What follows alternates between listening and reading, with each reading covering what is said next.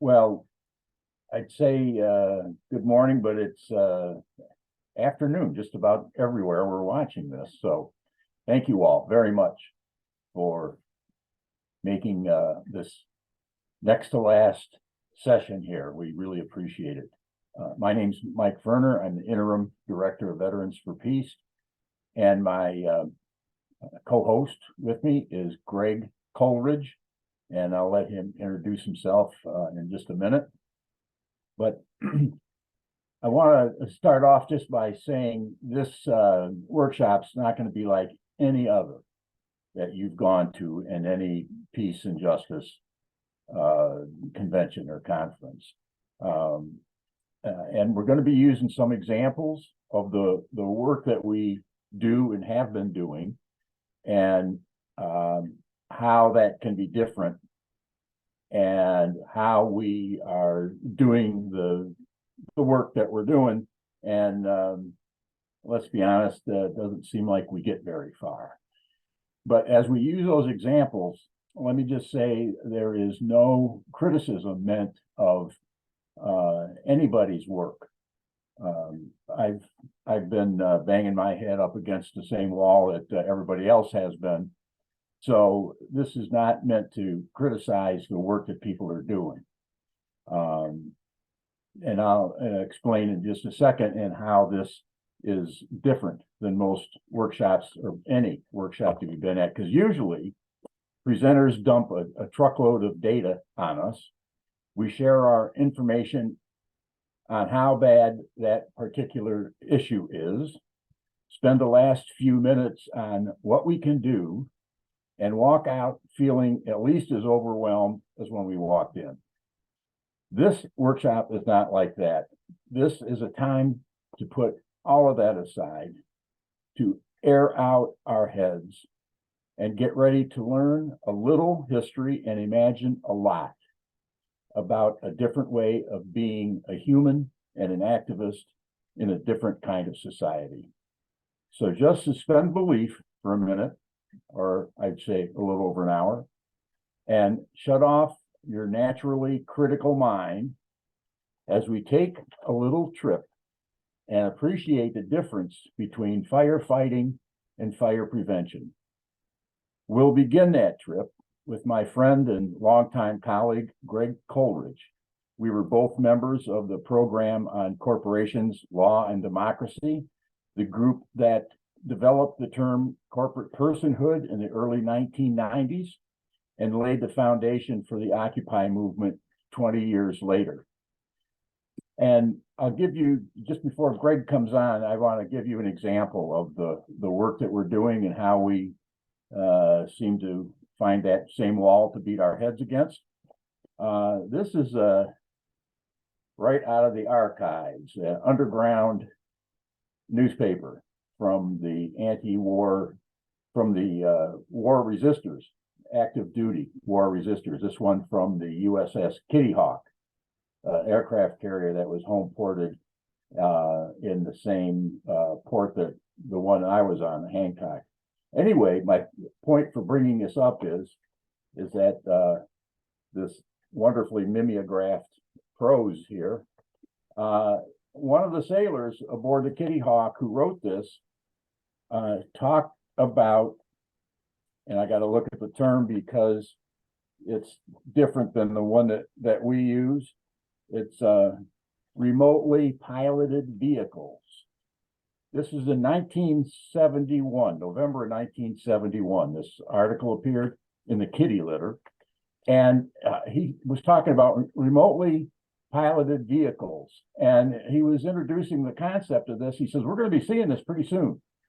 The Navy military is going to have these things that are going to be able to fly off carriers and go bomb people, and nobody from no U.S. troops are going to be involved. There won't be any witnesses if there's any war crimes, and on and on and on. So he's talking about this, and he's saying, this is 1971, 52 years ago.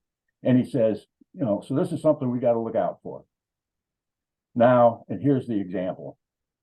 Today, we've got Veterans for Peace and a lot of our allies and partners have got committees that work against drones. There's a coalition against drones. And here's where the knocking your head against the wall part comes in. 52 years ago, an activist just like us was warning about drones, basically. And Lord knows how much effort was expended to try to stop that technology. And here we are today with the full-blown drone program. So this workshop's going to be about how can we imagine a different way of doing our work in a democracy. And Greg is going to introduce that little bit of history that I mentioned. And then we're going to do a lot of imagining about how our work can be different. So, Greg, you got it. Well, thanks so much, Mike. Appreciate the invite. Appreciate everybody being a part of this. For many years before joining this organization I work with now, which is called Move to Amend, I was connected to a peace organization, that being the American Friends Service, Quaker-related social action, 1987, I guess, Nobel Peace Prize recipient, along with the British Friends. But it was within that context that I ran into a guy named Mike Ferner, who invited me to this gathering in Southern Ohio, sponsored by a couple of individuals connected to an organization called the Program on Corporations, Law, and Democracy. And that group, POCLAD for short, poclad.org, if you want to check that out, was about the business of trying to resurrect, or as they said, unearth a certain history about how we got into the fix that we are in, namely not being able to make decisions, fundamental decisions governing our lives, communities, our families, our state, nation, our natural world, what's left of it. And that was in the mid-90s, and certainly since then, things have gotten considerably worse, where we, the people, and those we elect, have even less power and rights and authority to self-govern, to self-determinate, to be sovereign, to be democratic, to, whatever the term you want to use, to basically have the right to decide what is happening, and that we feel we should have the power to decide basic laws and rules to protect the health, safety, and welfare of our own lives and our fellow human beings and our fellow living beings on this planet. So that's how I got involved in this whole effort of trying to, as POCLAD says, unearth this history of how we, to the extent we ever had, the ability and power to make decisions. And for many people, they never have had, and to a great extent, we still don't have that. Give you a few minutes of some of that history, particularly focusing on the power of money in politics and the power in particular of artificial legal beings, corporate entities that have acquired the not only sort of economic power, but political power, governing power, constitutional rights, have preempted our ability to govern ourselves. So with that, I'm going to babble at you for a minute to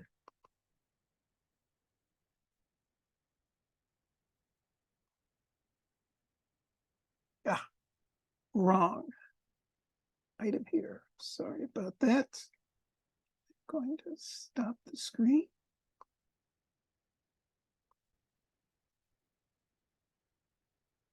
Let me just find this real quick, of course.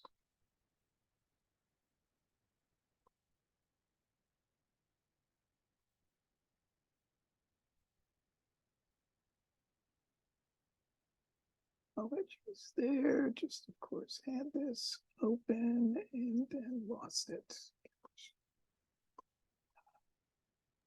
He's damn good on a mimeograph, though. I'll tell you that. I'll tell you, unbelievable. Here we go. Okay.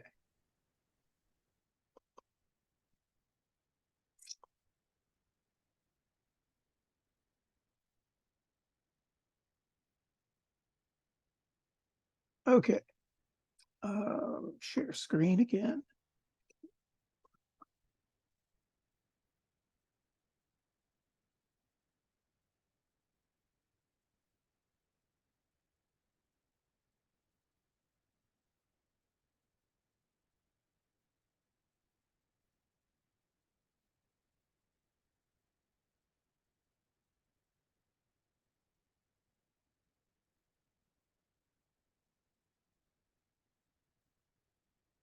Sorry about that. All right, so just a little history of the relationship between corporations, the Constitution, and democracy.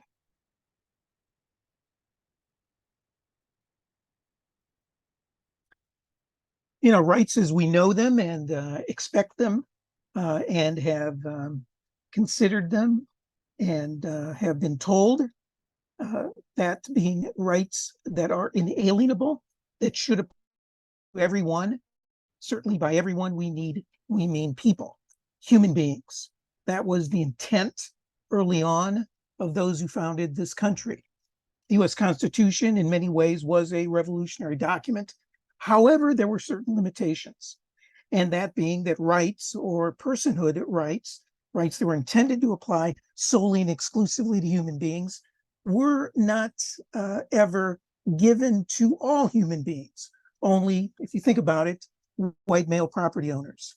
The Constitution affirmed the property rights over human rights, and really what we have been battling ever since the founding of this country and in the Constitution is a struggle, ongoing struggle among those individuals, those constituencies who were not white male property owners, trying to strive for rights that should have been included for them all along.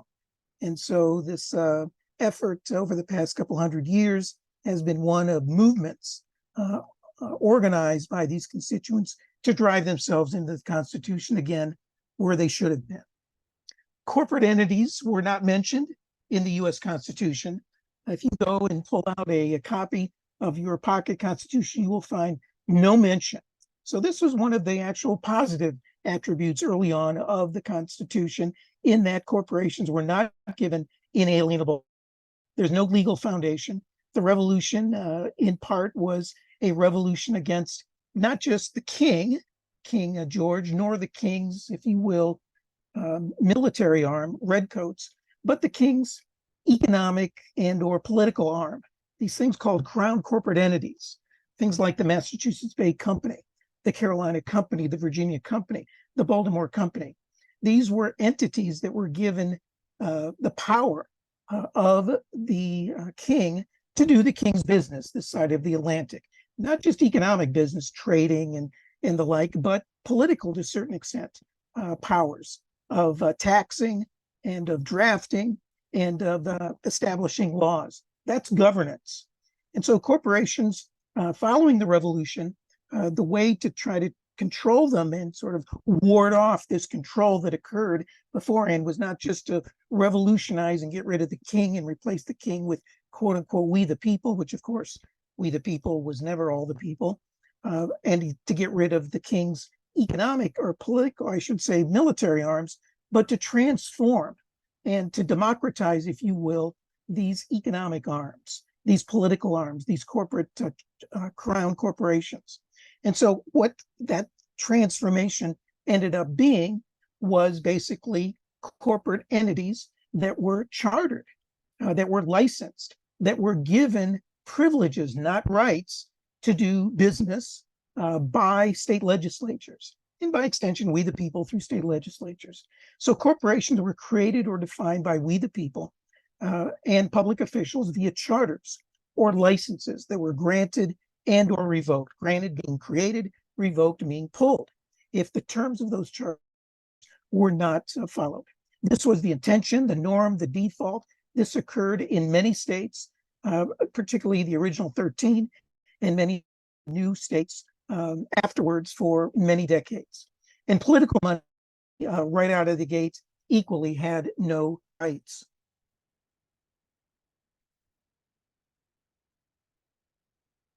So how were corporate, in particular corporations, controlled by we the people, in particular by our elected officials? Well, they were done as mentioned by these charters that were limited duration of charters or certificates of a corporation, usually 20, 25, sometimes 30 years.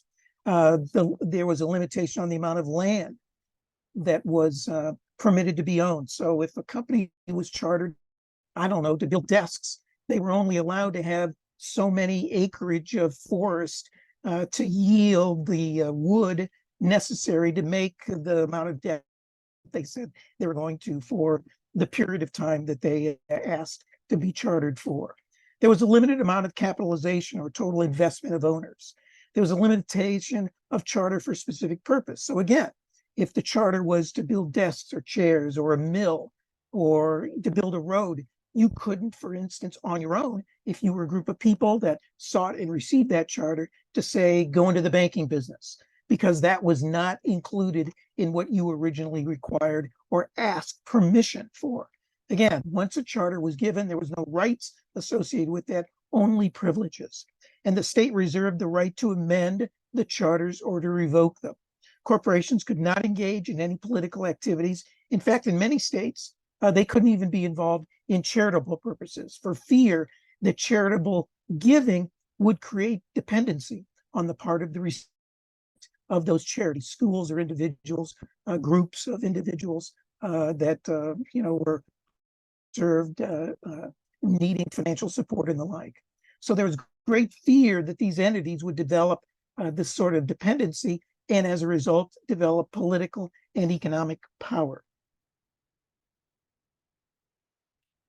So what happened when states issued charters, and those charters were given one at a time for a specific purpose, and the recipient of those charters decided they were going to either not, in any variety of ways, the terms of those charters, the privileges that were granted to them, well, they were revoked in a variety of ways, one by state legislators.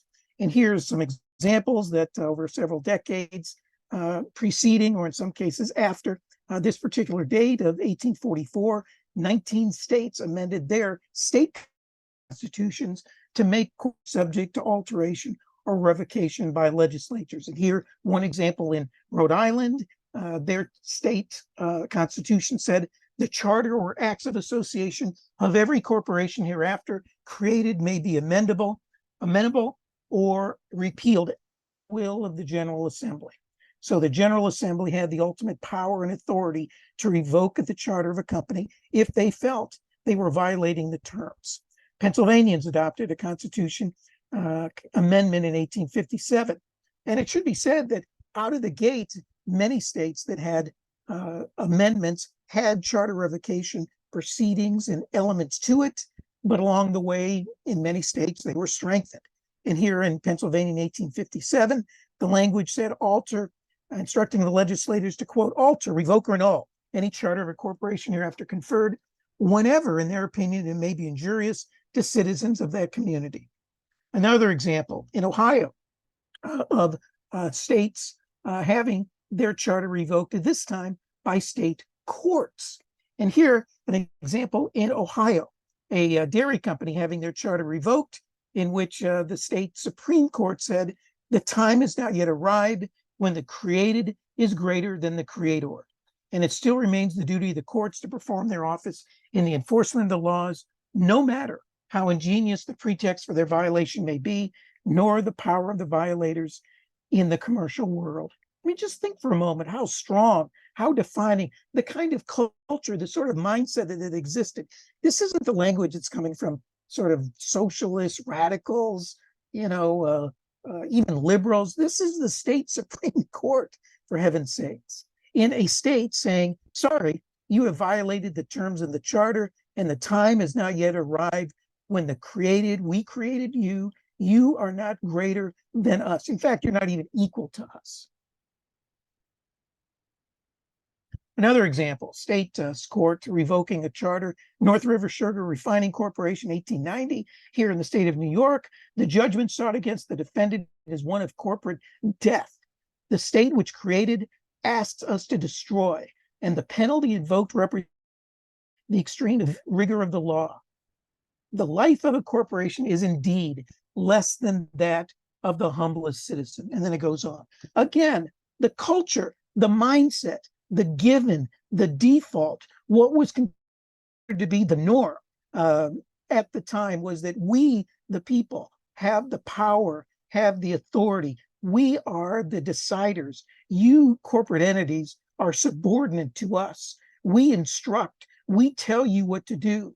And if you have the gumption, either intentionally or accidentally, and particularly if it's intentional, then we have the ability, the power, and the right to disband you. Sort of in the same way that today, professional people who have licenses that violate the terms of their license, an attorney, a doctor, whatever, states enact certain laws governing licenses of certain professions. And that's to sort of protect citizens, to protect the state, to protect communities. And if you, as a doctor, lawyer, whatever it is, are violating the are injuring your clients, the community, consumer, the environment, whatever the case may be, then our job as legislators that have established these licensing terms to protect the health, safety, and welfare, to protect democracy, is no other choice but to revoke you, to pull your license. That's what a corporate charter was meant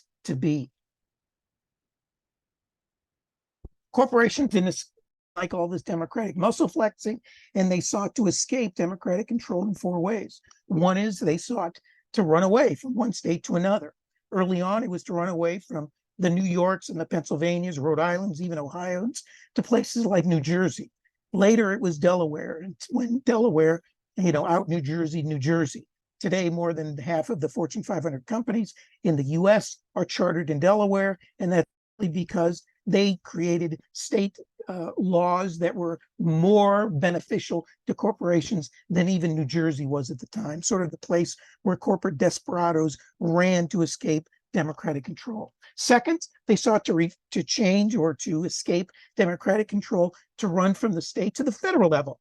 Think of it. We, the people at a state level, have, relatively speaking, some greater control at the state level. But when you run to the federal level, those federal officials are much more further away to be pressured than your state officials. Third, they sought to, from the legislative arena, this may be counterintuitive to those of us who have been active in the regulatory apparatus and the regulatory arena, the EPAs and the NRCs and all these other, alphabet soup regulatory agencies that we think really define us, but they regulate activism. We can get into it if you're interested later on. The first regulatory agency, the Interstate Commerce Commission, that regulated railroads, were created with the blessing of the railroad industry, better to be regulated and to be publicly controlled and owned and operated.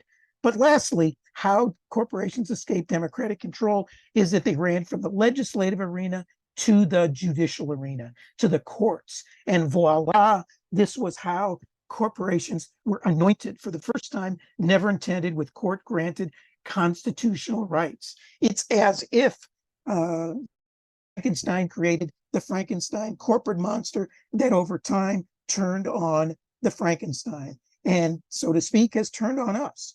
Corporate entities have turned on those of us, the people, and those who have had the power and still have the power technically to create corporate entities, to revoke them, though we've lost some of that power because of corporate constitutional rights.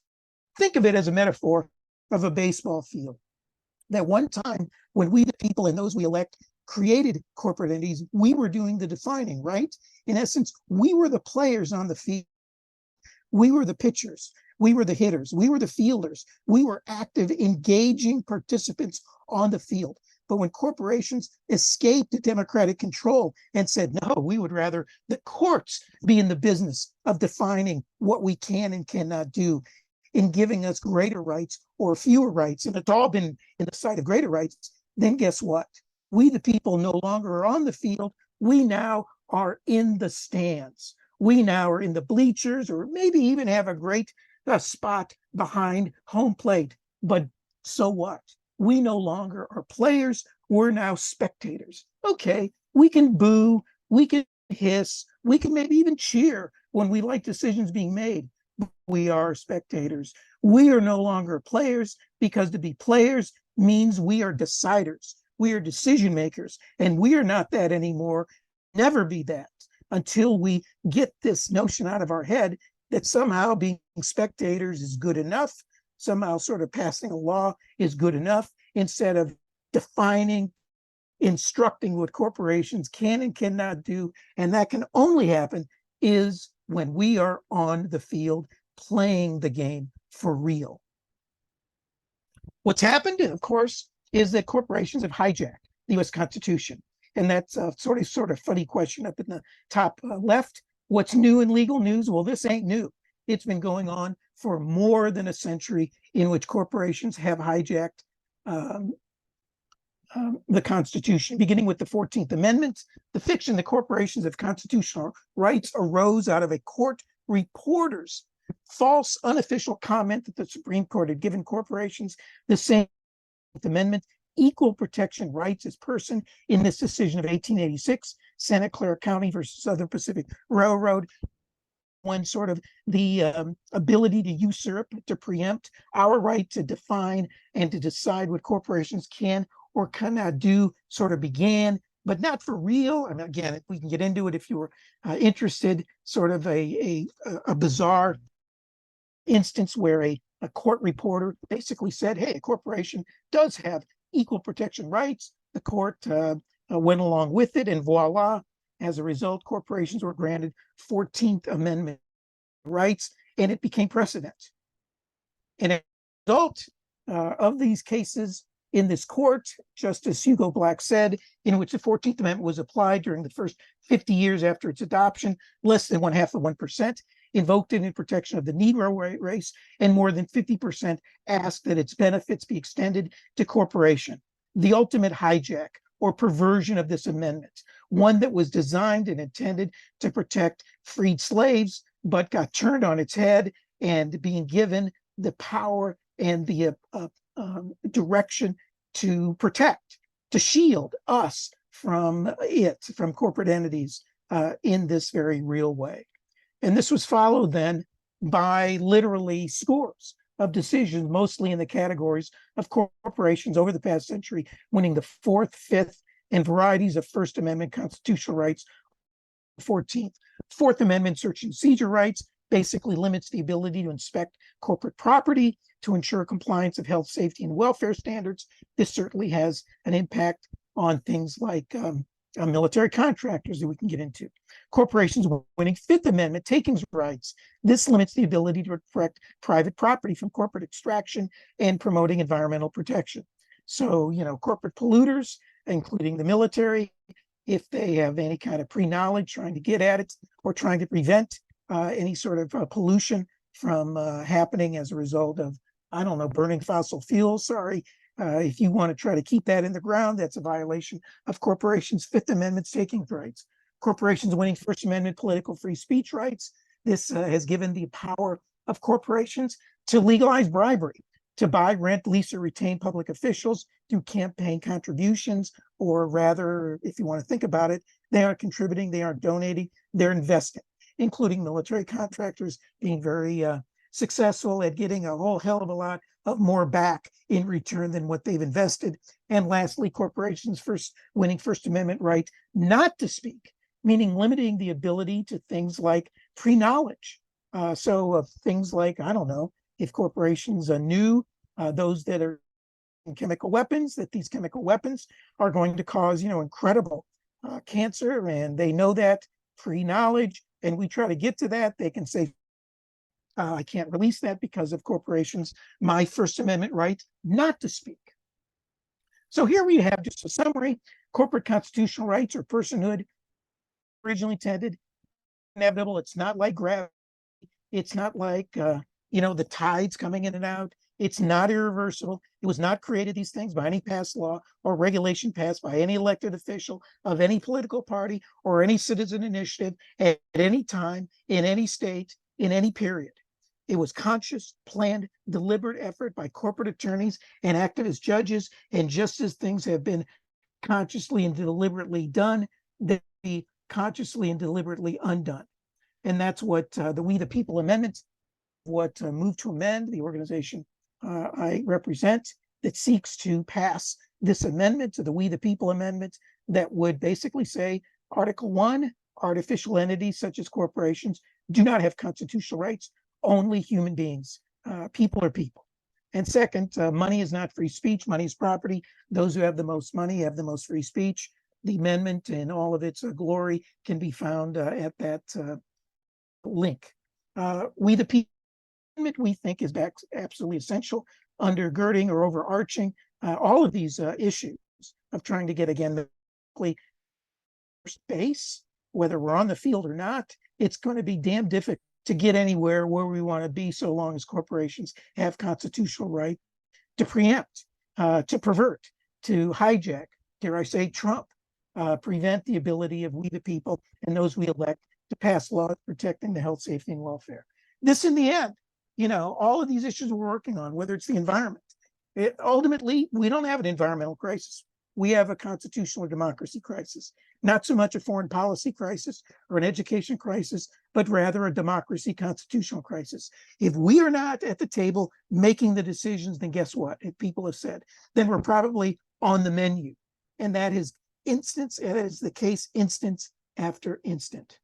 And so we'll sort of end it here and pick up by going on. And Mike, I think you wanted to sort of pick up the first couple of instances where, what could change if we weren't where we are today, but if we had a different reality.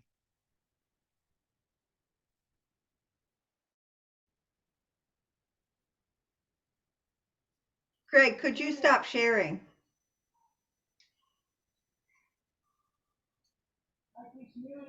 He's working on it. Mike, you're on mute. Mike, you need to unmute. Here, I gave you a button. Okay, I'm unmuted right now. The problem is, if Greg stops sharing, I won't be able to read. Oh, I'm sorry. Is there a way you can share that and minimize it so it's only on part of the screen? And while you're doing that, Greg, let me just, I wanted to mention one thing before getting into the material that he had up on the screen a minute ago. When Greg talked about that 1886 decision and the rest of them that gave corporations the rights of human beings, the reason that we say that democracy is the issue of how much democracy we have and who wields governing authority is fundamental, is common to every one of our movements, to all of our work. The reason we say that is a good example of that is the fact that that Supreme Court was made up of a majority of railroad attorneys and directors on the Supreme Court.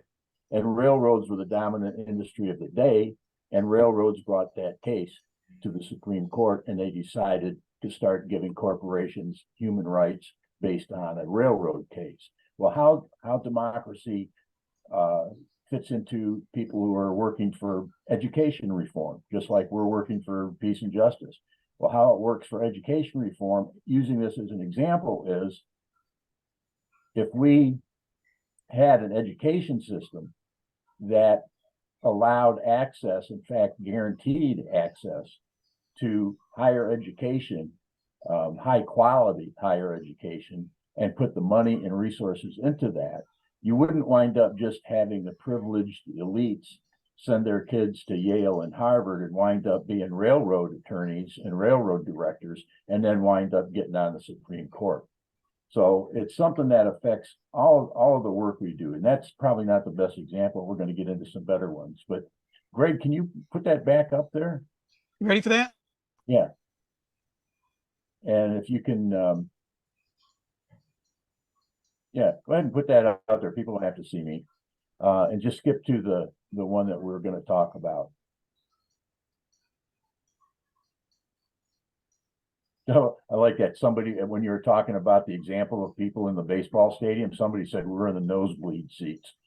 And somebody else said we're not even in the nosebleed seats, we're cleaning the toilets. Pretty true. Pretty much the case. Okay, so here's the part where this is different than the look at this particular issue, whether it's drones or the invasion of somewhere or whatever we usually work on an issue at a time. This is the part where we depart from that. So what would change? How would our work be different if we lived in a democracy, in a real democracy, not the one that we say we have? We'd be able, as this says, establish limits on the amount of money people can contribute to candidates, which has been outruled now, and how much money is spent on political campaigns for Congress, for state legislature, even for local races. When I was on Toledo City Council, I proposed an ordinance that said people can only spend so much money on a city council and mayoral race. And the law director right there cited one of the Supreme Court cases that we cite in this work. And that's the first time I heard of Buckley versus Vallejo, and said, oh, sorry, can't do that. So anyway, we could also prohibit all corporate political campaign donations. I mean, imagine the kind of people who would be representing us at the state and federal level. Just imagine. I mean, how many Dennis Kucinich's and Claire Daly's and Barbara Lee's and, fill in the blanks would we have as elected officials if corporations were not given free speech rights, and if money wasn't speech, and if we could prohibit any level of corporate giving, we could eliminate corporate giving. Imagine to get money out of politics to that extent. My God, what a difference that would make. We could enact a rigorous fairness doctrine for radio and TV that we used to have, and have an even better one that would end corporate ability to monopolize the airwaves and advertise whatever they want to. They advertise now based on free speech rights for a corporation, for a legal fiction, for a piece of paper.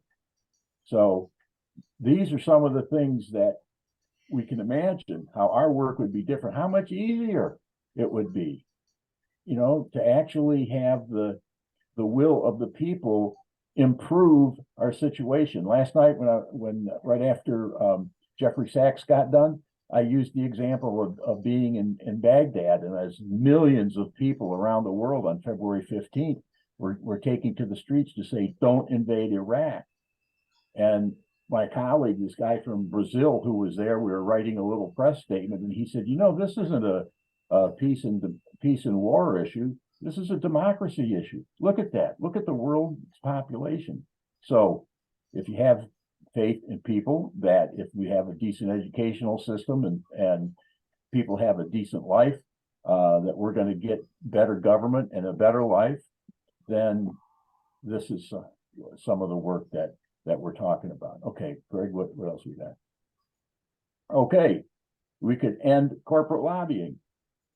All right, these criminals up here, Dow Chemical, Raytheon, Boeing, General Dynamics, and all the merchants of death would have no right to prowl congressional offices, write legislation, conduct astroturf lobbying. Specific laws could grant certain types of corporations, like unions, for example, limited lobbying rights as the elected officials so deemed. And people would say, well, wait a minute, if all corporations are going to be prohibited from lobbying, what about the, fill in the blank, the American Friends Service Committee, the Friends Committee on National Legislation? Well, what we're saying is corporations have no right to do this, but that's not to say some corporations can't be given the privilege to do that. Those decisions would be up to elected officials and to citizens through the initiative. So anyway, we could yank these charters. What Greg was talking about, God bless you. What Greg was talking about, revoking corporate charters. We could do that by popular initiative and referendum. We could inspect for environmental health violations without a warrant. Now, if a OSHA inspector wants to go inspect an oil refinery, and the refinery manager says, you ain't coming in here until we get a chance to clean the place up, that inspector's got to go get a search warrant, because corporations have Fourth Amendment rights, protection against search and seizure. And without those rights, and that's what the amendment that Greg's talking about does, it takes all constitutional rights away from corporations. It takes them out of the Constitution. What else we got, Greg? I think that's it. But just to uplift sort of that last item, it would be much easier to be able to inspect military sites than what exists now. And there you can revoke a corporate charter, but it's got to be by the legislature currently. You can't do it by popular referendum. So this would extend the ability to do that if the We the People Amendment passed. And somebody asked yesterday a question about the public citizens campaign to reverse Citizens United. This amendment that Move to Amend is working on would not just overturn Citizens United. It would overturn every Supreme Court decision that has given corporations the rights of human beings, including Citizens United. And Citizens United was not the first Supreme Court decision to give corporations First Amendment rights. It was basically the third one. Right. And this is just sort of, looking at how things that we think at one time have been deemed as impossible eventually came into being.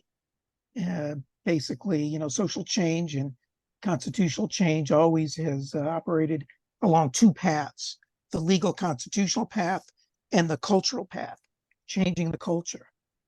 And that's what we're trying to do here in helping people understand of how we got into this fix, sort of back to that slide of showing the tides coming in and out. Oftentimes we've been told, oh, what's going on today is inevitable, irreversible. All you can do is just nibble around the edges, try to make corporations more socially responsible, or, help them be better corporate citizens, that kind of thing.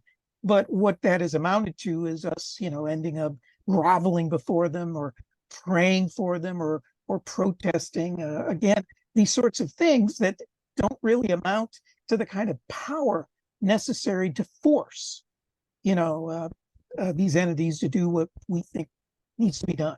So we need to change the culture to the extent of where, even though today it seems an incredibly heavy lift, and it is, to create what would be a 28th or 29th Amendment, depending on how you want to look at the ERA as passed or not, to pass this amendment. But my goodness, we have seen, the end of slavery, for example. Slavery has been around from time immemorial. To a certain extent, it still exists. To a certain extent, it still exists even in this country, since it has that exceptions clause to it. But you get the drift. The 13th, 14th, and 15th Amendments post Civil War were things that were just, people never thought would happen. But you had this cultural shift that went along with the constitutional and the legal political shift that occurred. And that's what has to happen here. So there's this amendment that's going on through Congress, but at the same time, it's extremely important to talk about, to educate, to get people on the other side of the learning curve that know what's going on today is not inevitable. It was not meant to be. Corporations were meant to be subordinate, not equal to or superior to human beings. And maybe, Mike, you want to say something about this? About this quote here? Yeah. Yeah. The last thing. Yeah, this last one, I'm going to get into some discussion.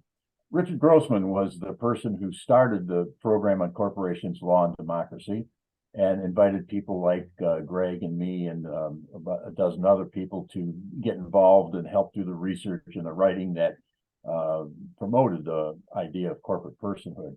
And one of the things that he said was, it sometimes said that fish discover water last. And I think that applies to us. We've been colonized. We're a colonized people. We've lived in a corporate culture for the last 100 years. We're surrounded by the icons and images and propaganda and how many hundreds of millions of dollars of constant advertising. It's affected our ability to think. We censor ourselves. We censor our goals, our tactics and strategies. We don't demand what we know we want and what we need. And that's what we need to begin changing. And that's why what we're talking about here is fundamental to every progressive movement, to everything that peace and justice groups like ours work on. So we talked about getting, at the very beginning, I mentioned, we talked about the difference between firefighting and fire prevention. So that's the discussion we're going to get into. And the different, obviously there's a difference between firefighting and fire prevention. And what we do on the left almost completely has been firefighting. You know, we wait till the corporations come out with some horrid chemical or pay to build another weapon system. And after this thing is already rolling downhill, then we come in and try to stop it. And that's firefighting. So if we start doing some fire prevention and we get the political power that Greg was talking about there, we can start doing the fire prevention. We can keep these things from happening in the first place, and not 100%. I mean, nothing is going to be perfect, but at least we're going to have a completely different set of rules for the game. So with that, I wanted to mention a couple of questions that were put in the chat. What if a corporation has its charter revoked and moves to another state? Well, if a corporation has its charter revoked, it doesn't exist anymore. That's it. You know, it's not going to move from Ohio to New Jersey. Standard Oil did, but they had to get reincorporated. So it's not like just picking up and moving the office. You got to get reincorporated, and that means that state's corporation provisions apply, and that's what Greg was saying. Delaware has gotten to be at the bottom of the heap.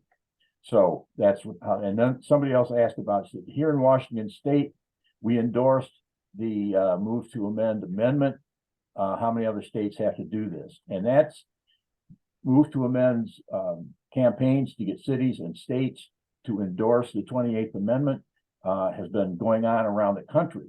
And a lot of cities, hundreds of cities, and I'm not, Greg can tell you how many states have endorsed it. But in order to get this constitutional amendment, the Congress has to vote in favor of it and put it out for 2/3 of the states to ratify. That's how and that's the way that you change the Constitution. That's the way this would change the Constitution as opposed to a constitutional convention, which somebody talked about yesterday. We're not talking about a constitutional convention. So, okay. Just a couple things real quick to answer that question. 2/3 of the House and Senate have to support, and then 3/4 of the state legislatures have to ratify. That's the one way to do it. The other is to do an end run around the federal Congress and do a convention. Move to Amend is not philosophically against doing a convention, but not at the moment. That's for sure. Not given the current construct of state legislatures. Over 700 communities have passed resolutions in 8 states, including Washington State. WAMEND, a couple of years ago, was that group that did that. And where these have passed have been, across the board ideologically. We call this a transpartisan effort. It's not bipartisan, it's transpartisan because it just transcends political ideologies. Where this is passed in communities have been in the same elections, not to be partisan about it, but in the same elections where Republicans win, the mayor's race or the state Senate race or the federal Senate race. But this passes in the same election. So it goes to show that people think that truly our system really isn't broken, but rather it's fixed. And that is fixed to benefit corporate entities and the well-to-do. And when we're talking about being able to extend the kinds of people and groups that we work with, think about the kinds of people and groups we could work with if we're dealing with democracy and what Greg was talking about, how these resolutions have passed all over the country. I mean, it's not the be all and end all. There's lots of other organizing we need to do with a lot of other groups, but that would be one way that we could start working with some real different. And we're not talking about not fighting drones. We're not talking about stopping the opposition to whatever the next invasion is. We're not talking about that. What we're talking about is continue our work, the firefighting part, but realize that we got to bring this fire prevention part in too. So how do we do that and continue the firefighting that we're doing? Well, I want to get a working group started to discuss this stuff when we have more time and come up with some ideas. And some of the initial ideas can be something as simple as just changing our messaging a little bit, to include some of these concepts. I'll give you one example and then I'll shut up and we'll get into the broader discussion. But I work with a group that's fighting factory farms that are ruining Lake Erie. And we have a billboard campaign. And some of the billboards, well, they all have an image of a glass of green water that is what our lake looks like, and a picture of animals in one of these factory farms. And we say, ban factory farms, Lake Erie is not a toilet, blah, blah, blah. Every one of them says ban factory farms. And one of them says, who voted for this? Now, we're not saying, look at these two problems and ban factory farms to deal with these two problems. What we're saying is, how the hell did we get in this position? Who voted for this? Who's running the show? And that's something as simple as a little change of the message. So, Ellen, can we, if people raise their hands, can we take questions? Just people asking? Or Yes. Do you want to take your own stack, or do you want us to handle it? Would you handle it, please? Why, Mike, it would be my pleasure. So I see Ian Mooney has a hand up. Oh, and now he just dropped it. Janet Weil has a hand up. So Well, I dropped it because I thought I was just called on. Is that okay? Oh, yes. Okay, then. Okay, Go, thank you. Ian.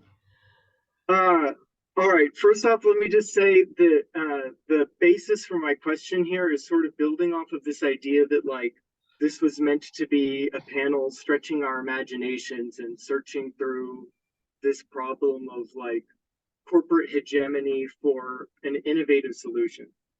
So I'm really going here off of some of the second portion of Mike's presentation here, where you were presenting these ideas of like, you know, let's imagine some of the way we could get money out of politics. What if we adjust the way that they interact with campaign donations? What if we change the way that we have access to corporate property, things like that? And this also kind of relates to something that Greg brought up in his presentation. Specifically, he had that Ohio state law example, like citing this thing where it's like Ohio state law is putting like the value of human life over corporate life. And so my question is, like, since we're like stretching our imaginations here, I think that everybody on this panel in this discussion recognizes that right now corporations have too much power. I don't think that's a very unusual attitude in this country at all. I think most people generally would like to see a change in legislation surrounding corporations, but at the same time, like, money is pretty much just the most meaningful measure of anybody's humanity. Like, you never have more rights, more access to the public space, more access to things that make you a dignified person than if you have money. And corporations are the way that people have access to money. And I don't think that that's good, that money equals rights or corporations equal money. But so long as we have both of these concepts, like, why shouldn't corporations have rights? Why shouldn't corporations be considered people, since they're pretty much the way that all of us access our humanity anyway, because we all have to work. And so, like, I know that yesterday I was very much like, look, let's not criticize something for lacking ambition, but if we're starting from this position of let's be as imaginative as possible, then why are we limiting our critique to how can we change the legislation so that it makes corporations less capable of disrupting democracy? Greg brought up that Ohio state law. Like, there's all kinds of laws that limit the power of corporations. It doesn't matter. The problem is that law in civil society itself right now are bent around building us up through money and through corporations. Like, why not abolish corporations themselves? Ian? Well, we wouldn't have to have corporations to do the work that society wants done. I mean, there's worker-owned co-ops. I mean, those are incorporated, so they're corporations in a way. But we're not talking about passing a different set of laws that will prevent corporations from doing as much harm as they're doing. That's not part of what this amendment is. What it is saying is that corporations are no longer going to have any rights that if they're allowed to do any of the stuff that we've been talking about, it's going to be because some legislative body somewhere passed a law saying, okay, you can do this, but you can do this for only so many years or with only so much money, and you've got no right to do it beyond that, so that their economic power doesn't become political power as they get more and more money. So they're not going to be taking up the whole political space. So I don't know how close that comes, but all right. So now, okay, so we have Janet Weil. Okay, so yeah, we've got some major messaging and outreach opportunities coming up in September. And I'm thinking specifically of the September 17th march in New York City with the anti-militarism hub, and then the last week of September with the Global Days of Action for Peace in Ukraine. And so I'm thinking ahead to what should be on our flyer, for example, but can either or both of you please speak a little bit to how we would kind of narrow in a way or tweak this this kind of messaging specifically for powerful corporations in the military industrial complex. And before you answer that, I just want to say also that when this comes up with the general public, or even with peace activists, sometimes I think, you know, everybody just kind of goes, well, I would never buy anything from Raytheon. So, you know, in other words, they're not consumer products as we generally think of them. And so people just kind of throw up their hands, and like these entities exist sort of outside of this, of what you're talking about. So if you could just speak to that a bit. And let me jump in, Greg, and you can have it. Yep. Janet, sometimes we have entire weekends, and it doesn't have to be that long, but we would have, for example, an entire workshop in the conference just to talk about how can we reorient our messaging to do exactly what you're saying. And out of that comes a few ways. I don't know if we're going to have time to do that here, probably not, but that's one of the things a working group would do. So, Greg?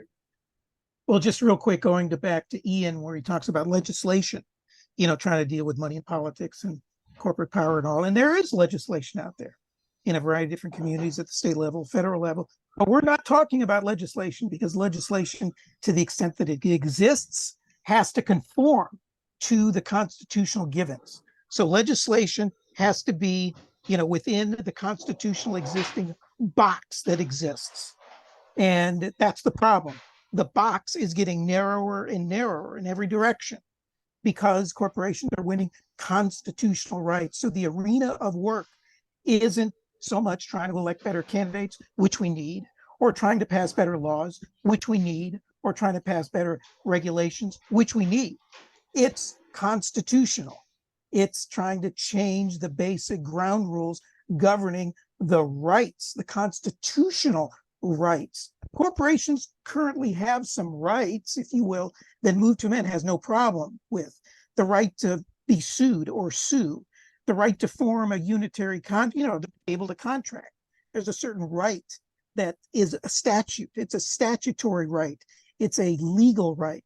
We don't have problems with legal rights. It's constitutional rights. That's the problem, that were not intended. That's the game changer. And so that's the distinction between laws and constitutions and all.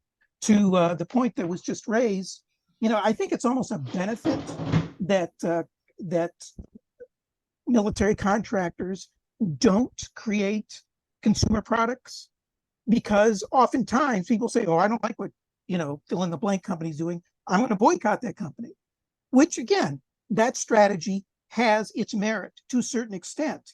But when you decide you are going to boycott, guess what kind of hat you're wearing? You're wearing a consumer hat. I'm going to buy or not buy from that company, which again, it has its merit. But if a corporation has constitutional rights, you know, losing a few dollars or even $1 million here and there, okay, they can just sort of go back to Congress and corrupt them and change a law so they get an extra perk to where they make up those couple $1 million. That's not to diminish boycotts, in general, but they only go so far. We need to be wearing less our consumer hat than our quote unquote democracy hat, our real citizenship hat, our hats that allow us to define what these entities can and cannot do. That is ultimately the kind of power we should have. So I think, in a certain extent, it's great because then you don't get wrapped up in, okay, let's go boycott Raytheon or General Dynamics. I mean, you can boycott GE to a certain extent, but it's better because then what's left is, well, what the hell are we going to do? How are we going to stop these? We got to deal with their political power, their constitutional power. That's really the essence of why we're in the fix we're in. Ellen, who we got lined up? So we got Steve Morse next. Okay, I support what's been said completely insofar as we talk about reform efforts being limited, and bigger than that is just corporate power. However, corporations seem like a subset of capitalism, and so I haven't heard the word capitalism mentioned in the last hour, nor have I heard any reference to organized workers' power, which hasn't been used so much recently in the US, but has the potential to be used. So these things, I mean, capitalist economics is based on exploitation, that nature's there to be grabbed by the most powerful. I think our anti-militarist work really needs to be connected with corporate stuff and also with capitalism. I mean, I think that we've all had contact with sectarian leftism that's used words like capitalism in ways that are off-putting and ineffective, but still democratic socialism, I think, needs to be counterposed to the whole kind of capitalist nexus and the way of exploitation, which is really built into it, which corporations are extremely powerful and a huge example of, but not the whole picture. In a sense, capitalism is broader than that, and I think we have to be talking about that. I'll let Greg take on capitalism. I just want to mention, Steve, you talk about the power of labor and particularly organized labor, which is true and doesn't exhibit much in this country because of the low percentage of people that are in unions. But anything that unions do is governed by the National Labor Relations Board. And that means that whether it's First Amendment right to speak on the shop floor about the union, try doing that if you're organizing a place and see how long you stay there, because you got no First Amendment rights at work. But the corporation does. So what we're saying is this would enable, whether it's unions or peace groups or whatever, to be able to set the agenda and not be bound by whatever regulations the corporation managed to come up with. And that was the easy part. So what about capitalism, Greg? Well, Steve makes a compelling point. I think it's legitimate. The legal, structural, organizational vehicle the capital uses to plunder people and the planet is the corporation, is the business corporation. But ultimately, you're right. We got to get at this economic system of ours, of which there are alternatives. I mean, when we talk about democracy, it's not just political democracy. We need political democracy, real democracy, for the very first time, because we've never had it from day one. And that's because in part of the political givens that exist, but also the economic structures and the property rights that are embedded in the Constitution that supersedes in many cases human rights. But capitalism, at a macro level, at a national level and a transnational level, would be pretty damn difficult to do the kind of plundering they do without the form, the vehicle, of the corporate state. So, I don't have an argument with you about that. And democracy, in my mind, is across the board, political and economic, of which, democratic shop floor institutions and, worker owners and the like are all a piece of it, but goes beyond even those. Okay, I got Greg Corning. Yeah, hi. I think what you quoted Richard Grossman saying, he's kind of calling for people to, in a way, blow the shackles on our minds. We're thinking too constrained. You And got it. so, okay. So I'm thinking maybe we're right now a little bit constrained because we're talking about making it so corporations can't affect elections. And I like there's a podcast episode with Bartunde Thurston and what's her name, Claudia Chwalwitz, and they're talking about citizen assemblies running every level of organization with citizen assemblies, which seems doable now because of technology, if nothing else. I think let's maybe think about going. That seems kind of scary and radical, but I think that would be a good step to think in those directions. Absolutely. Well, I can just, Yeah, go ahead.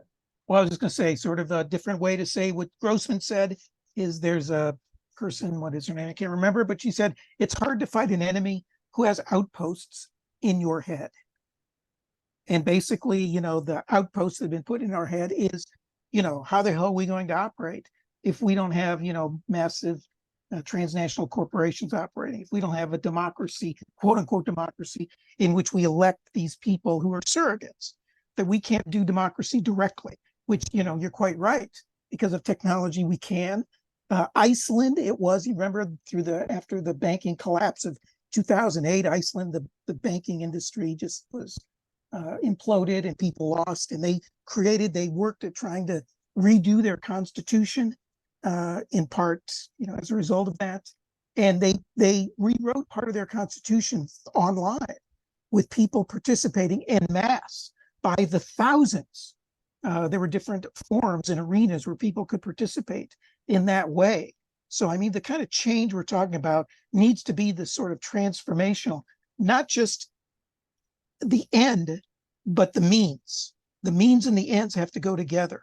We need democratic ends, but we'll never achieve truly authentically democratic ends unless we have democratic means. And so what you're thinking about is that sort of mind-blowing, how can we create real, authentic, participatory democracy in a variety of ways through things like citizen assemblies and the like. I mean, right now in a lot of communities across the country, there's an effort to try to get just a small percentage of city budgets, okay, municipal budgets, to be given to neighborhoods to decide how they're going to spend a little bit of like community development block grant money. And even that is deemed in many cases as, completely radical. Oh my God, we're giving up our right as city councils to make that decision. But this kind of movement is really growing, which is a good thing. Okay, I'm going to bring up Barry Reish. Barry, you have to unmute. Yeah, morning, everybody. Thanks for the discussion.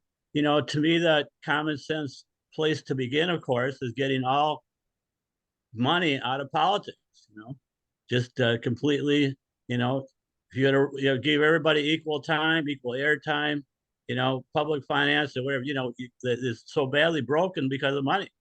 So the place to begin to get money, it just make it illegal to have anybody take outside influence. And it's just about money, man. And all this shit, the mail that we get, the crap, and it's all just, it's never about integrity. It's about who's got the worst history. I mean, it's just unbelievable. Our system is so badly broken but to me, how the common sense place to start is getting money the hell out of politics. Well, that's part of what this amendment would do, Barry. It would take constitutional rights away from corporations, and it would rule that money is not speech. So there would be no constitutional right to contribute to candidates or to advertise as much as you want. Right now, how are we going to get money out of politics when there's at least 3 Supreme Court decisions saying it's legal to keep it in there? Well, you overturn those Supreme Court decisions. Like I said, Public Citizens trying to overturn Citizens United, and that got a lot of press when that decision was made. But there are other decisions that have to do with money in politics too. And this amendment would take all of those rights away from corporations, including the money in politics business. Greg, do you have anything else on that or no? Well, just to say that, you know, we could eliminate Citizens United tomorrow morning. We could get rid of Buckley versus Vallejo that equates money as free speech tomorrow morning. That'd be great to a certain extent. Obviously, if we got rid of Citizens United, we go back to those grand, glorious Democratic Nirvana days we had the day before Citizens United passed, right? Remember those great days? And if we get rid of money as free speech, which is Buckley versus Vallejo, 1976, you know, obviously in 1975 and before that, you know, our voices were authentically being heard, our communities were authentically being needs being met, and we just had this great situation. You know, we got a lot more problems that before money being defined as free speech by corporate entities that even go beyond just First Amendment free speech. And I'm going to put in the chat momentarily a short 4.5-minute video that Moved Men put together, narrated by Peter Coyote. You may know that name. If not, you'll certainly know the voice. He's done all the voices for Ken Burns's everything on PBS. And it basically, the first 3.5 minutes talks about not money in politics, but all the other ways that corporations have hijacked the Constitution and constitutional amendments that have corrupted and perverted and prevented we, the people, and those we elect from protecting our lives, our communities, and the like. That goes beyond. Yes, we need to get rid of money in politics, that First Amendment, corporate free speech, but that ain't all of it. That's only a piece of it. That's why we need the totality of abolishing all corporate constitutional rights that the We the People Amendment addresses. Okay, I have Alan Plusty coming up. Thank you. I appreciate your discussion. It's been very informative.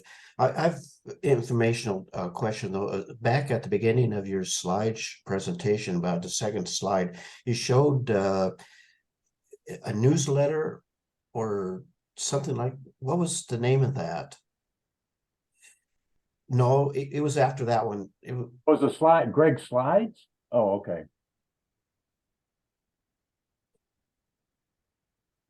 Yeah, it's a reporter or something like that. Reporter. I don't know if it was one of. It's like a newsletter, and I don't know. It's not the kitty litter, huh? No, I got that, but it was like the second or third slide, and it sounded like it provided a lot of information, and I was wondering if it was a weekly thing or. I just put in the chat, by the way, that link to this 4.5-minute video, why we need the We the People Amendment.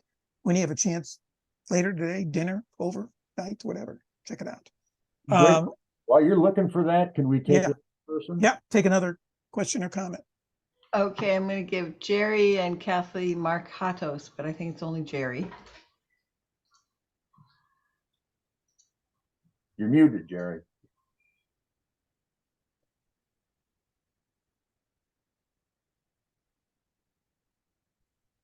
Jerry, you're muted.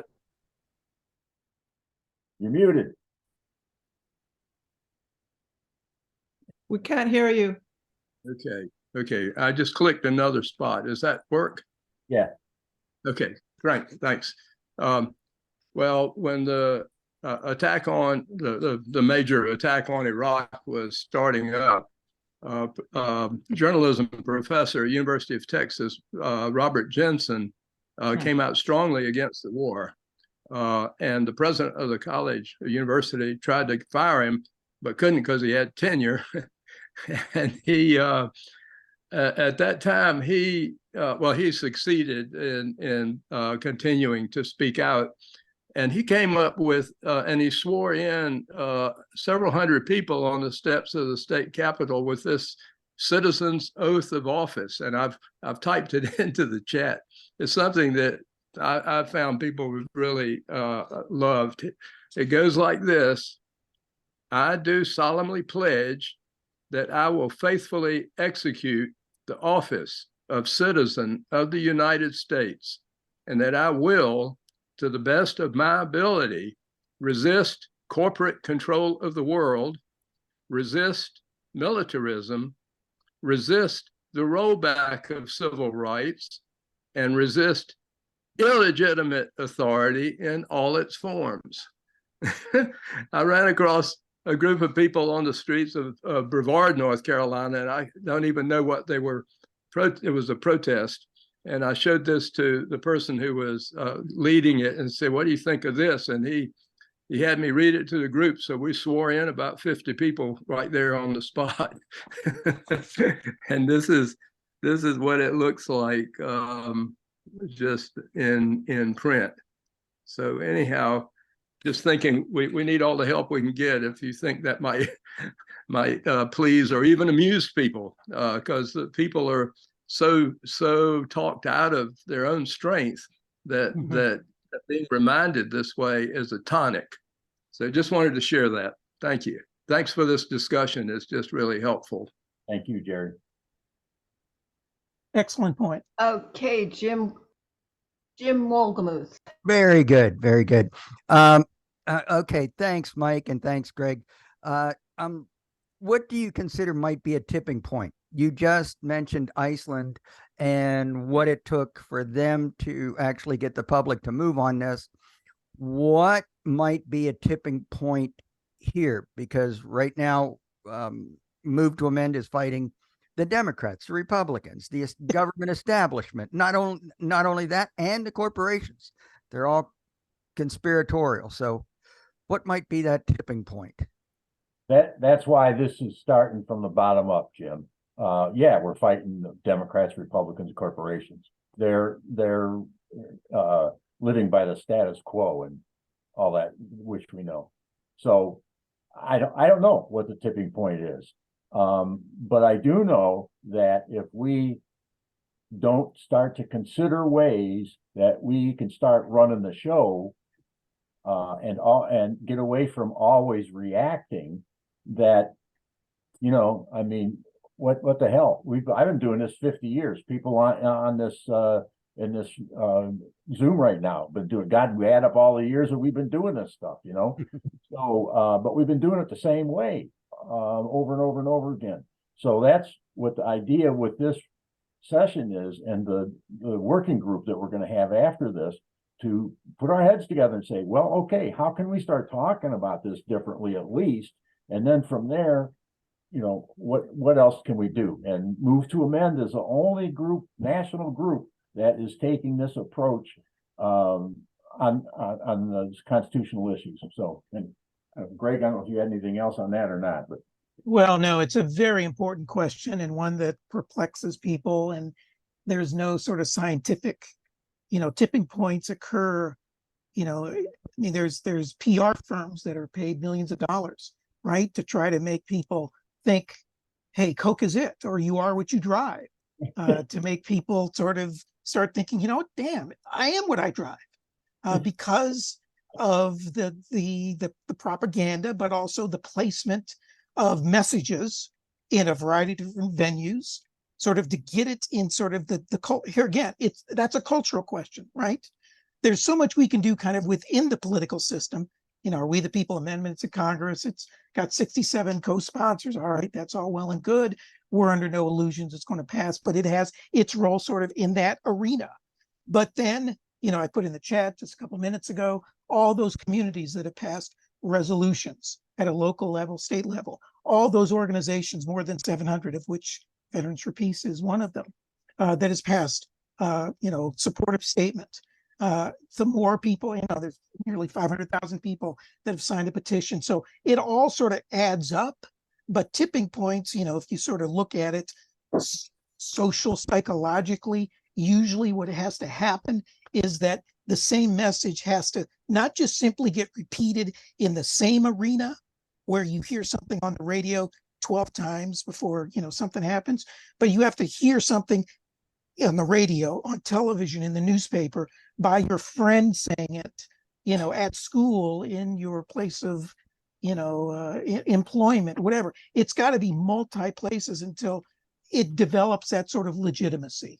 One place where this is now getting into kind of the popular realm is, I kid you not, if you watched and saw the movie Barbie, in the first, it's like, I've been told I haven't seen it yet, in the first couple of minutes, there's in Barbie land, there's a Supreme Court, and the Supreme Court justices are all in pink. And it says, in Barbie land, corporations are not people and money is not protected free speech. I kid you not.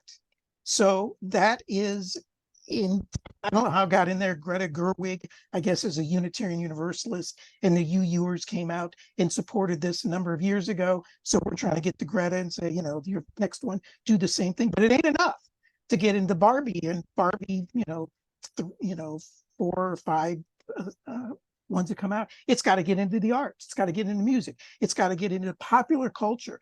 That's what creates a tipping point. So all we can do is as much as we can do in as many different venues as possible culturally. Okay, I got Sandy Bolzenius. Yeah, hi, can you hear me? Did Ken put his hand? I guess Ken put his hand. Can you hear me? Yeah, we can hear Yes. you. Ken's hand was up, but now he's not in the thing, so I don't know where he is. Okay. I'm happy to wait. Yeah, go ahead. I just got like an easy fix here. Not a fix, but a way that everybody can do if you want. And that is, let me see, I put it in here again. Trying to put this in there, to sign the petition. It's the petition, it's like, motion that, yes, I agree with the We the People amendment, we need to get it. And if you can go there and sign it. Move to Amend does not send very many emails at all, so you won't worry about that. But what's beautiful about it is that I know that when I live in Ohio, and when I go to, when we talk to our representatives, we can say X amount of your constituents agree with this and want you to support it. And they look at that more than they look at anything else I've found. It's been a while since I've actually been to them because of COVID and all that. But when we started up again, it's really amazing the attention that gets. So if you're looking for something just easy you can do even before the end of this thing, you know what Move to Amend's about. You can check it all out. It's very transparent. But the motion to amend gives us an extra person, an extra how many people on this call that says, yeah, that we can tell your representatives to why we're on it. Why aren't you? You're supposed to be representing us. So that's all I want to say. I've got the link in there. Thanks, Sandy. And Yeah, I put in the chat a few minutes ago, but I'll put it again. Very timely in the Washington Post today, there's an opinion piece on, is fixing democracy partisan? And this is part of a series of opinions that Danielle Allen has put in the Post. But this one struck me as particularly relevant to today's discussion because she talks about, in effect, budgeting your time to your civic engagement as well as to your, private engagement. And that's a little bit like your baseball field analogy of, budgeting your time on the field, not just in the stands. And she doesn't address movement to amend specifically, but it certainly would fit right in with what she's suggesting in her essay. And she talks about how she allocates her time among various things, including her partisan activities and her other civic engagement activities. And certainly that's something that would fit into how do we frame VFP? How much of our mental effort do we put in thinking about how we use VFP and how we use Move to Amend to advance our interest in VFP and others. So I putting that in the chat again, in case anybody wants to take a look at it. Thanks, Ken. Yeah, thanks, Ken. And, a good thing is anybody who, has the gumption and has a little bit of civic engagement they want to do is go to the Facebook page of Washington Post where that article shows up and put in the comments section about, okay, you want to do something to create democracy that's bipartisan or transpartisan, support this. Like I mentioned earlier, we're going to have a working group on this. It hasn't been formed yet, but it will be before long at all. And unfortunately, we didn't think of a way to capture the interest of people who might want to participate in that today. We can go through the chat and pick up names and get back with you and that sort of thing. We also put it in the e-news when we get that working group formed to say, who wants to participate in this. Why don't you just ask it now? People who are interested, put your name in the chat. Yeah, there you go. Yeah, just right. Put your name and I guess we need email addresses too or something. Name and email if you're interested in being part of this working group. Yeah. To develop some sort of way of combining peace and democracy. Put your name in the chat, in email. And if you don't want to put it out in public, maybe you could direct the message directly to either Mike or Greg so that if you don't feel comfortable throwing your email out in the world. Okay. And thank you, Sharon Abreu, for working on the music part. That's part of the cultural change. And I wanted to mention, assuming that, this working group comes up with some ways that Veterans for Peace can incorporate some of this message, some of this approach, some of this understanding in the work that we do, and actually start getting it out there in a visible way. This has got enormous potential for having other groups that are in the same movement that we're in and groups that are in other movements altogether to start rethinking how we need to strategize our work. And it's not magic, it's not fast, but Ellen Barfield put in there, okay, you've been doing this for 50 years, what makes you think it's more doable now? Well, what I've been doing for 50 years has been knocking my head against the wall and using the regulations to try to go after fill in the blank, nuclear power or whatever. And we're not talking about doing that with this approach. So, we're talking about continuing the work that we do, but figuring a way to bring this additional strategy and power to bear. Well, people have already added their names and contacts. Yeah, I'm going to just hold for a minute to make sure everybody's a chance to put their name in the chat. And then it is 3:31, and thank you for ending pretty much right on time. But we'll just give it another minute to make sure that everybody's had a chance to put their names in. And then, I saw an earlier comment very early on about that the slides had to be there had to be a misspelling of where put in there in referencing corporations or corpses, and you probably meant corpse, C-O-R-P-S. No, I meant corpses, C-O-R-P-S-E-S, because they're not living. And so that's the underscore. Again, it's just part of the culture. It's part of the mindset. These are not people. These are not living entities. Animals, nature has a hell of a lot more right to be treated as having inalienable rights because they're sentient beings than corpses do, which are nothing but artificial legal fictions. They're a bunch of pieces of paper. That's what a corporate charter is. It's a piece of paper. Can we hear from Jackie while we're finishing up here? Sure. Go ahead, Jackie.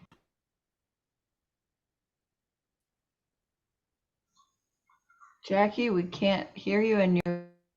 So help me think through this. So if we were to eliminate corporations or their rights and the power would be in the people's hands, what are the people going to do with that power?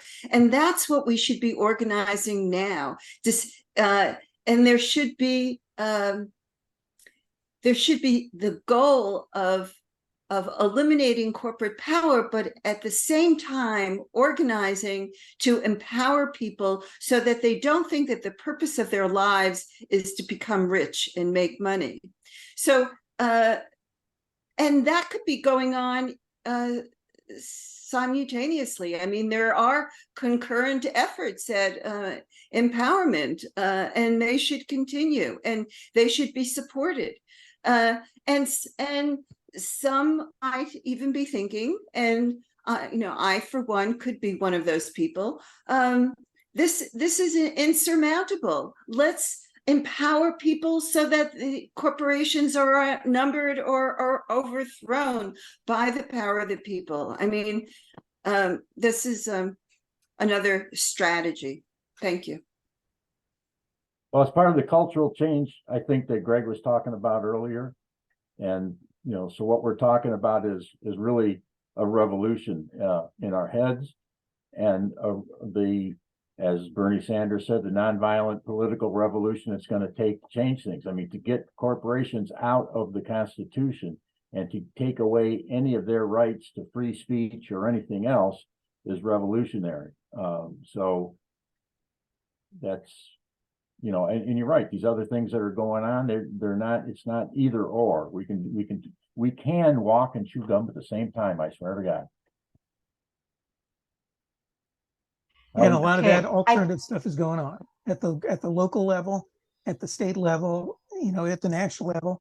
The problem is it's hard to develop any traction because they get stymied by the corporate rights. Without that as an impediment, now some of these alternatives that have been in existence, local forms of democratic control in terms of housing, in terms of food, community supported agriculture, local money, a variety of different ways that people are helping themselves. The whole, I mean, there's just all kinds of alternatives. They will be able to be centered and to be powerful and not made illegal, because that's the problem, is it not? People who try to, I'm going to start capturing water or having solar on my rooftop, or, put geothermal, or I should say wind power in my yard. The corporate powers, at least what's going on in Ohio, is they pass a state law to make that illegal. So trying to do alternative things sometimes can be deemed illegal if it's too much of a threat to the corporate status quo. So you need both. And a lot of the local work that's already going on will be able to flourish. Okay, and I want to thank you. And I'm sorry, we can't take any more hands because the tech crew has to move on to prepping for the next workshop. And so we are going to have to close this one down. But thank you for coming, and we'll see you in the next workshop where we talk about the future of VFP and how we're going to fix the world. So thank you, everybody, for coming, and thank you, Mike and Greg. Thank you all. Thank you all very much.